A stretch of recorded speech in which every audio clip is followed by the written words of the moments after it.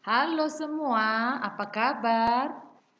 Ibu harap kalian tetap dalam keadaan sehat dan tetap semangat mengikuti pembelajaran dari rumah.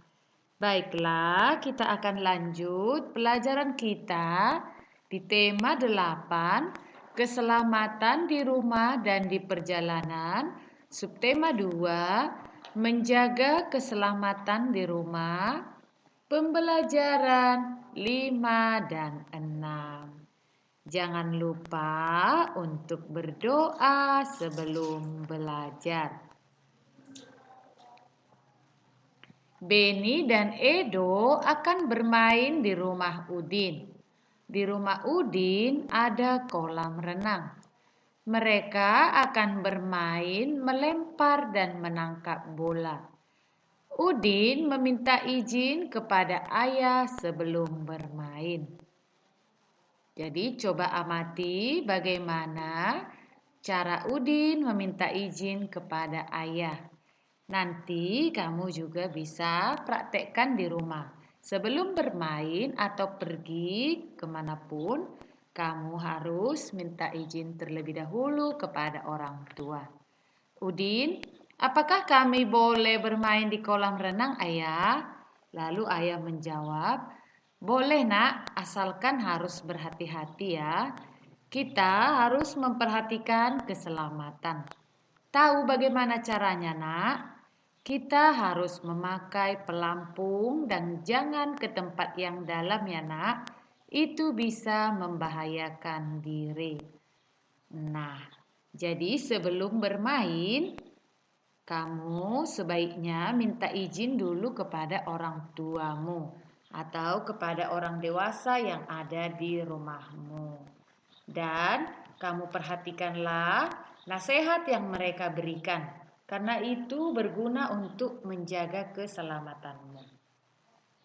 Sekarang kita akan belajar menggunakan kata tanya apa, siapa, kapan, di mana, mengapa, dan bagaimana. Di sini ada diberikan gambar. Udin dan teman-temannya sedang bermain di kolam renang. Nah, tugas kamu membuat pertanyaan dari gambar yang diberikan. Contoh, yang pertama, apa? Nah, kamu bisa buat pertanyaan seperti ini, misalnya, apa yang dilakukan oleh Udin dan teman-temannya? Nah, jangan lupa pada setiap kalimat tanya kamu harus memberikan tanda tanya. Kamu masih ingat bukan bagaimana itu tanda tanya? Jadi, cobalah kamu lengkapi latihan ini di buku tugasmu. Cobalah kamu kerjakan secara mandiri. Kita akan lanjut pelajaran kita. Beni, Udin, tangkap bolanya ya. Udin, baiklah, akan aku tangkap dengan baik. Nah, apa yang dilakukan Udin dan teman-teman? Udin dan teman-teman bermain, melempar, dan menangkap bola. Jadi ketika bermain di kolam renang, Udin dan teman-temannya juga bermain, melempar, dan menangkap bola. Kamu juga bisa melakukan kegiatan ini di rumah ya. Walaupun tidak di kolam renang, kamu bisa bermain bersama temanmu, melempar dan menangkap bola. Berikutnya, Udin dan teman-teman bermain sepeda. Mereka bermain di halaman rumah. Bermain sepeda harus hati-hati. Jika terjatuh, badan bisa terluka. Kita harus memperhatikan keselamatan diri. Jadi, ketika bermain, kamu perlu memperhatikan keselamatan dirimu. Baik ketika bersepeda, bermain bola, atau berkejar-kejaran. Perhatikanlah keadaan sekitarmu. Jangan sampai kamu terluka karena pecahan kaca ataupun pecahan benda tajam lainnya. Ayo mengamati, amatilah percakapan Siti dan Udin. Siti, Udin, siapa yang membelikan kamu sepeda? Kapan kamu bisa bersepeda? Jadi Siti bertanya kepada Udin. Udin menjawab, ayahku yang membelikannya. Aku baru pandai bersepeda. Kata ayah, jika bersepeda harus berhati-hati. Benda-benda di sekitar juga harus diperhatikan dengan baik. Itulah jawaban Udin kepada Siti. Apakah kamu perhatikan ketika ibu membaca percakapan antara Udin dan Siti tadi? Ya, ketika ibu membaca pertanyaan Siti, intonasi ibu berbeda, bukan? Coba perhatikan sekali lagi. Siapa yang membelikan kamu sepeda? Yang kedua, kapan kamu bisa bersepeda? Jadi, ketika bertanya, kita juga harus menggunakan lafal dan intonasi yang tepat. Jangan lupa menggunakan tanda tanya ketika kita menuliskan sebuah kalimat tanya seperti yang ada pada slide ini. Kalimat tanya berguna untuk menanyakan sesuatu. Kalimat tanya selalu dibubuhi dengan tanda tanya. Ini tanda tanya ya, nak ya. Di akhir kalimat. Kerjakan latihan dengan mengikuti petunjuk berikut. Nah, ada satu latihan lagi untuk kamu di sini. Ada sebuah gambar, yaitu gambar Udin dan Siti terjatuh ketika naik sepeda.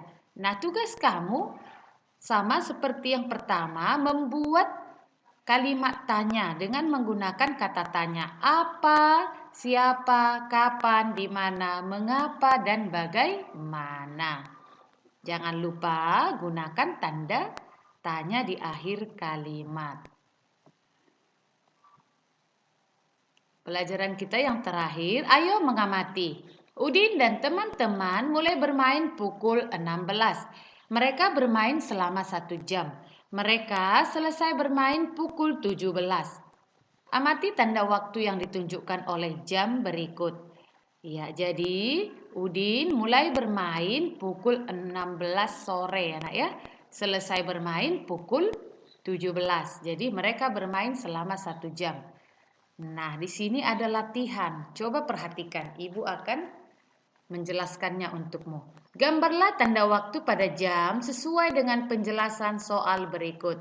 Ya, bila di sini kita diminta menggambar jam, kamu hanya cukup melengkapi atau menjawab pertanyaan saja, tidak usah gambarkan jamnya ya, Nak ya.